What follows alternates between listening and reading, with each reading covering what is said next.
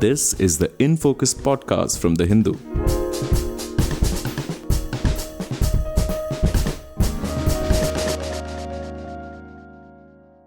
Hello and welcome to another edition of the In Focus podcast. I'm your host G. Sampath. Relations between India and Maldives seem to have hit a rough patch. Some turbulence was perhaps expected following the election of President Mohammad Muizzu, who was seen as pro-China. But recent statements from the Maldives regime have raised concerns in New Delhi. First came some controversial remarks from Maldivian politicians on Prime Minister Modi's Lakshadweep visit, prompting a boycott Maldives campaign on Indian social media. Then came a joint press communique with China, which committed to quote-unquote elevating strategic cooperation between Maldives and China. This was followed by remarks from Muizzu on his return from China that although Maldives was a small country, it won't be bullied, and that the Indian Ocean does not belong to any one country, and that Maldives is not in anyone's backyard. We may be small, but that doesn't give you the license to bully us. But the most disturbing development is Maldives giving India a March 15th deadline to withdraw all its troops from the island nation. What exactly does this mean for India? Is it purely an effect of Maldives' domestic politics? Or should New Delhi be concerned about a long-term strategic shift in Maldivian foreign policy?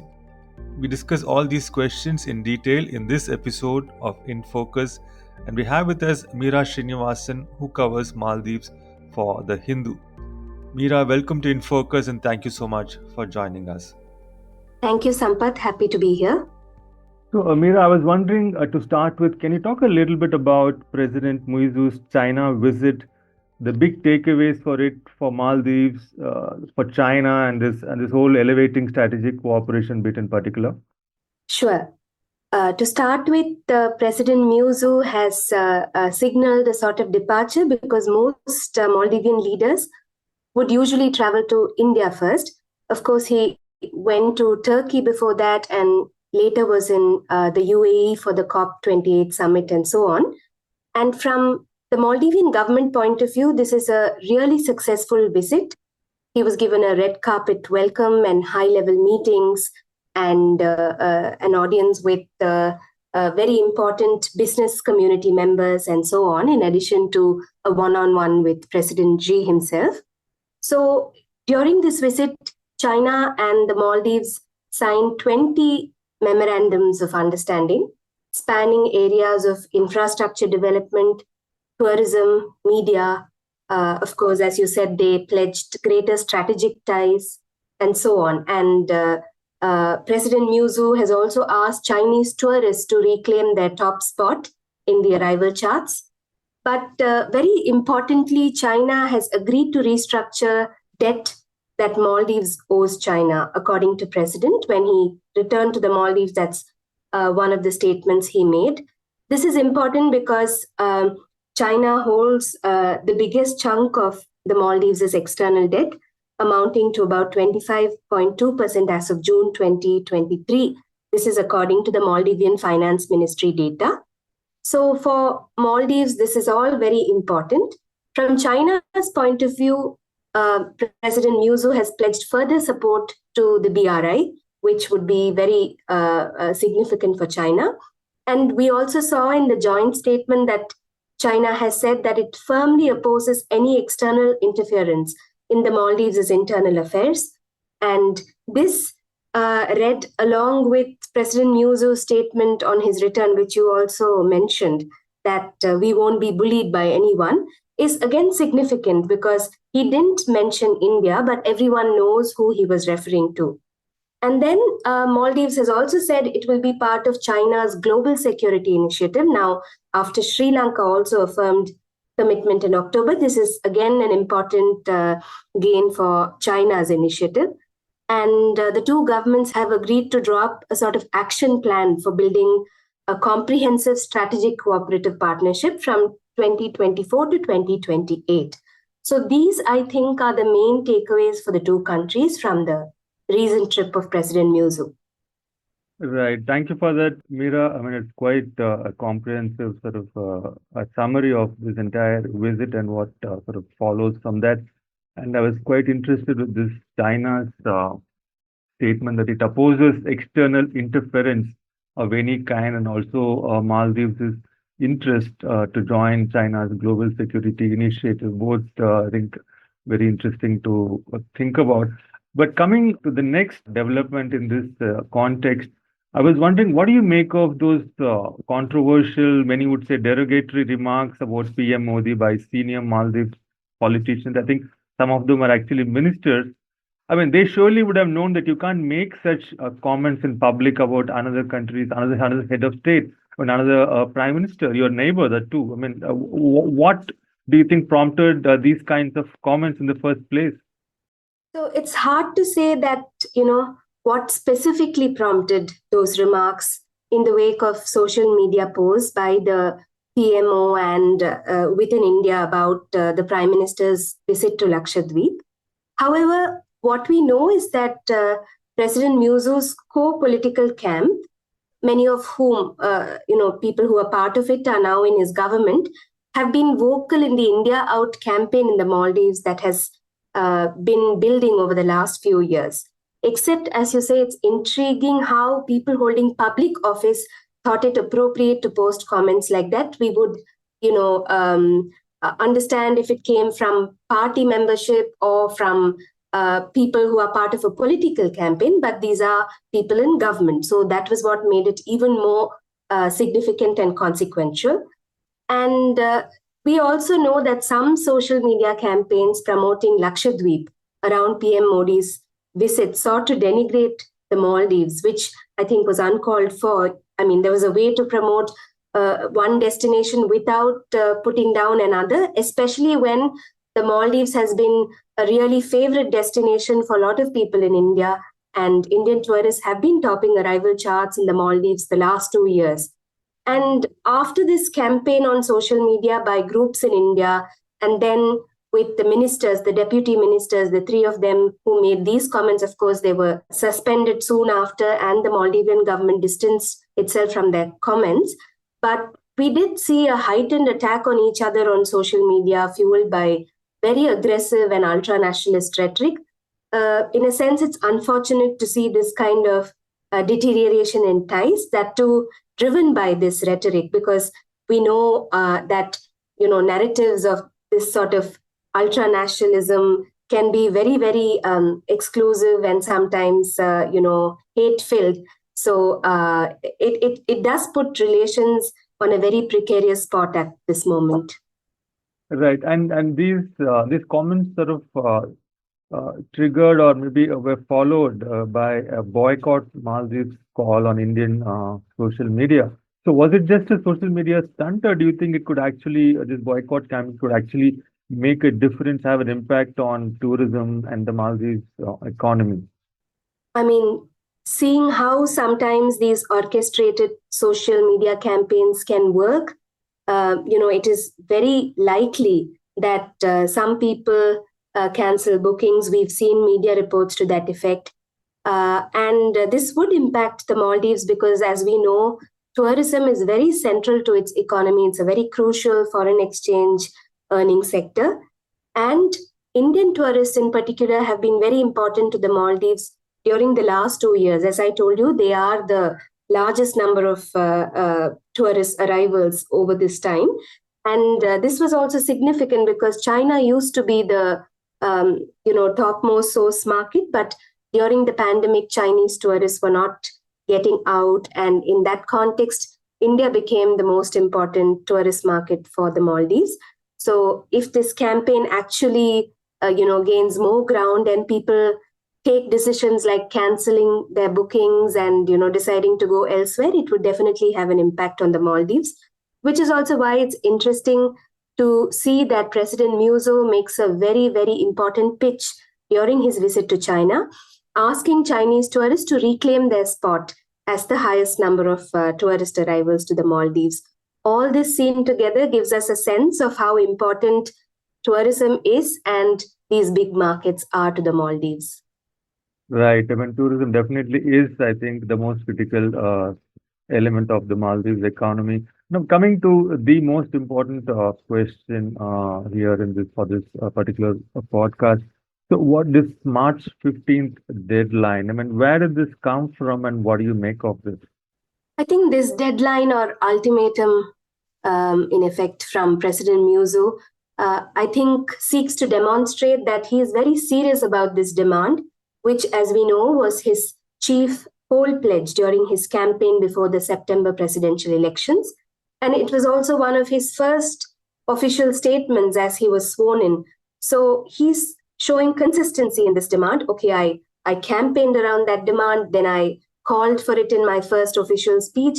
And here I'm giving a deadline, which means that I want to see this through. And I think it's important for him and his party to demonstrate that he's capable of fulfilling this pledge before they face general elections, which is scheduled in March this year. So, in that sense, this deadline is very important to him, and he's showing both his support base, his electorate, and the people of the Maldives and New Delhi that he's very serious about this demand. So would it be fair to assume that this March 15 deadline is clearly a compulsion born of whatever this election coming in March? I think the elections are on March 17th, and he has given a March 15th deadline. And if India complies with it, it's going to be a big boost for him, isn't it? Indeed, indeed. So the timing is very interesting. And of course, his party is yet to hold primaries, and it's a very fragmented polity. We could perhaps talk about that later. But yes, it's important for him, this deadline in that context. If he's able to achieve it, as you say, it would really be a big boost to his party's campaign ahead of the parliamentary elections. So, would it make any material difference? I mean, just hypothetically speaking, would it make any difference at all to India if it did withdraw? I mean, there's just some 90 soldiers, and it's not very clear why they are so absolutely necessary to be there. So, when put another way, what does India stand to lose if we did withdraw those 90 soldiers by March 15th, as Maldives wants? Sure. So according to the Maldivian government, yes, there are about 88 troops stationed in the Maldives, and New Delhi has maintained that their primary role is technical, and that they are there, predominantly because the helicopters and aircrafts gifted by India need to be maintained, and therefore these soldiers are stationed for that purpose. Now, I think if India were to withdraw these soldiers, it would be definitely a major diplomatic setback. It shows that, or it would show that Delhi couldn't convince the Maldivian leadership and his supporters that the role of the troops was merely technical. And also seen in the context of the Maldives being a member of the India-led Colombo Security Conclave. Of course, Maldives did not attend the last meeting, which was also noticed. And also alongside President Muzo's pledge to elevate strategic ties with China. So in this context, in this setup, it will make a very crucial difference to India's strategic relevance in the Maldives and the partnership in defense and strategic areas. Right. So you're saying it's pretty clear that it would be a diplomatic setback of sorts given the context of a strategic cooperation with China. Definitely. And India wouldn't really want to do that. But so what happens if India does not meet the March 15th deadline for withdrawing its soldiers? Well, what happens and what are Maldives' options? What could happen? It is hard to say very precisely at this time. We have to wait and watch if the two countries adopt a conciliatory approach or go on a path of confrontation. That's very important to follow over the next couple of months up to this deadline. If we look at the most recent official statements from both sides, after the first high-level core group meeting was held a few days ago, it showed that the two sides are taking visibly different positions on this question of troops, and that there's a long way before arriving at a consensus. For instance, the operative part from the Maldivian Foreign Ministry's statement said that, quote, both sides expressed willingness to intensify cooperation and agreed to fast-track the withdrawal of Indian military personnel, close quote. Now, they are acknowledging that they want to intensify cooperation, but in the same breath, you're hearing that there is an agreement to fast-track troops withdrawal. But on the Indian side, the Ministry of External Affairs said, quote, both sides also held discussions on finding mutually workable solution to enable continued operation of Indian aviation platforms that provide humanitarian and medvac services to the people of Maldives.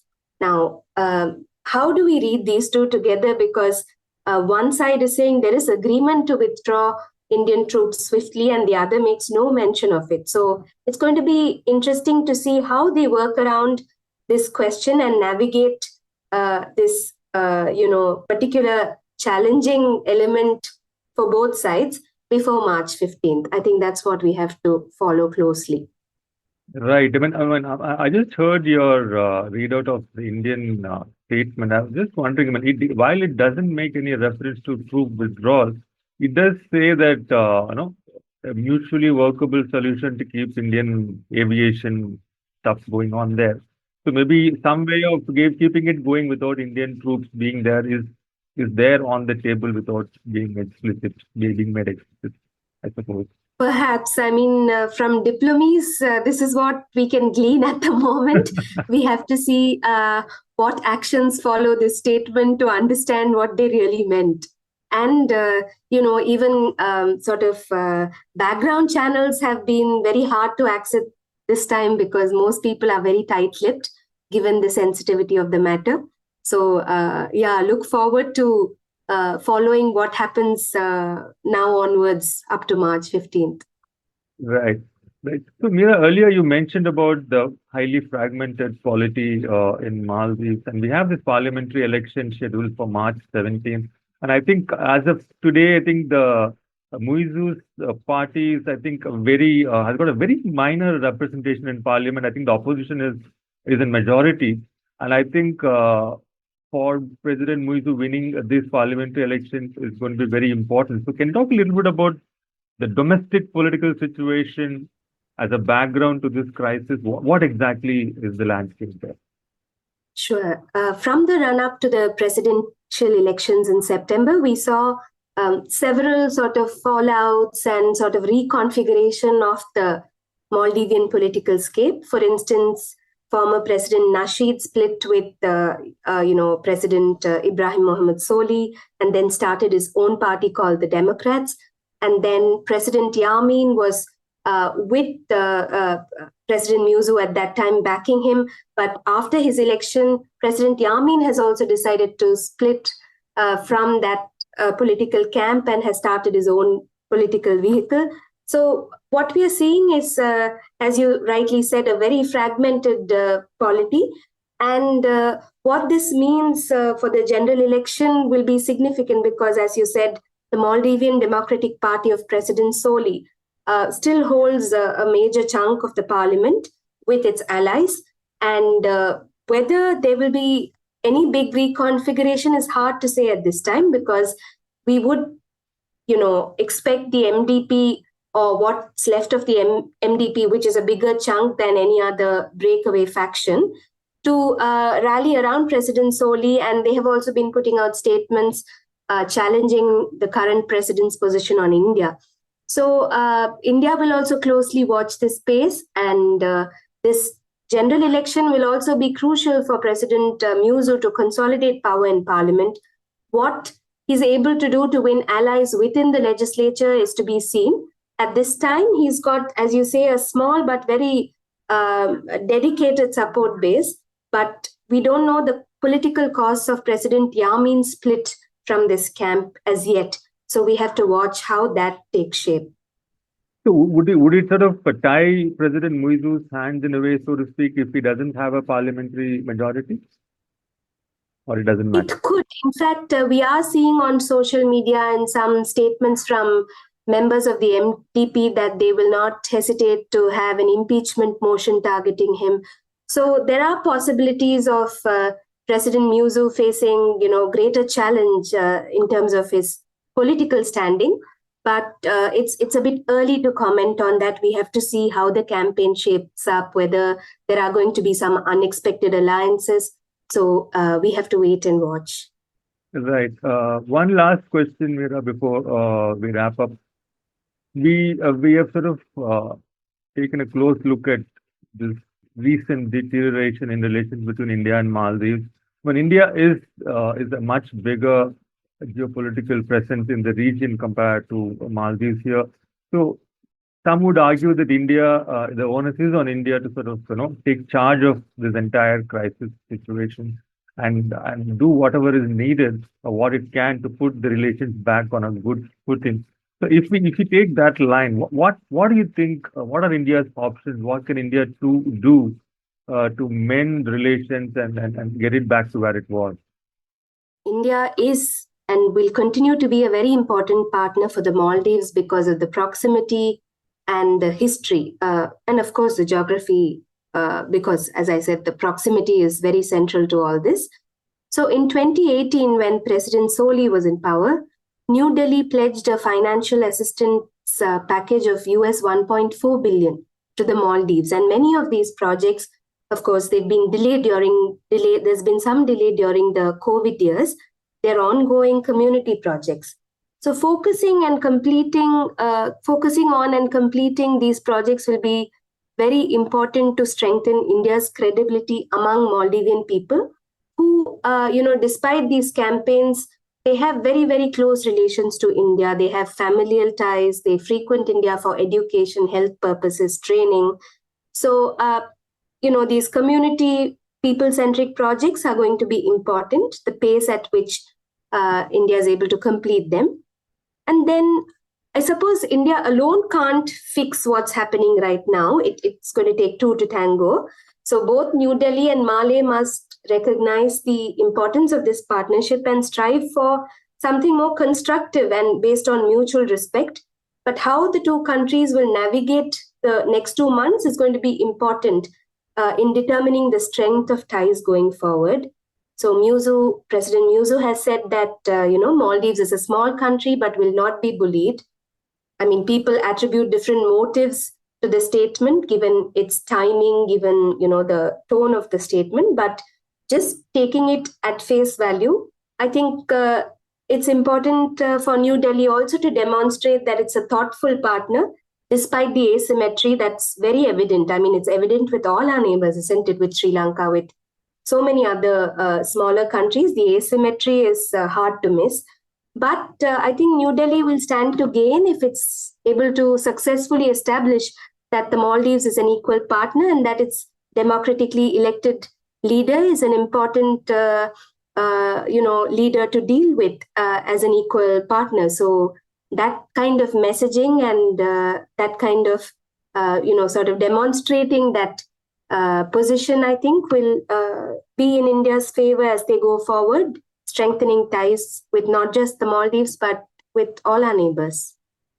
Right. I mean, thank you for that, Mira. I think you're absolutely right there when you point out that India has to demonstrate at any rate that it is a thoughtful partner and it considers Maldives as an equal partner. And I think navigating these asymmetric relationships, asymmetric kind of connections with its neighbors, I think it's a specialist kind of a skill set for a country of India's size, and I think we need to be able to master that approach here. And I think, but as you also said, it takes two to tango, and the next 2 months are going to be crucial, at least until the elections get over and we see what follows from those electoral results. Thank you once again, Mira, for joining us and for sharing your informative and useful comments, insightful comments on this particular issue. Thank you so much. Thank you, Sampath. In Focus will be back soon with analysis of the biggest news issues. In the meantime, you can find our podcast on Spotify, Apple Podcasts, Stitcher, and other platforms. Just search for In Focus by The Hindu. We'll see you soon.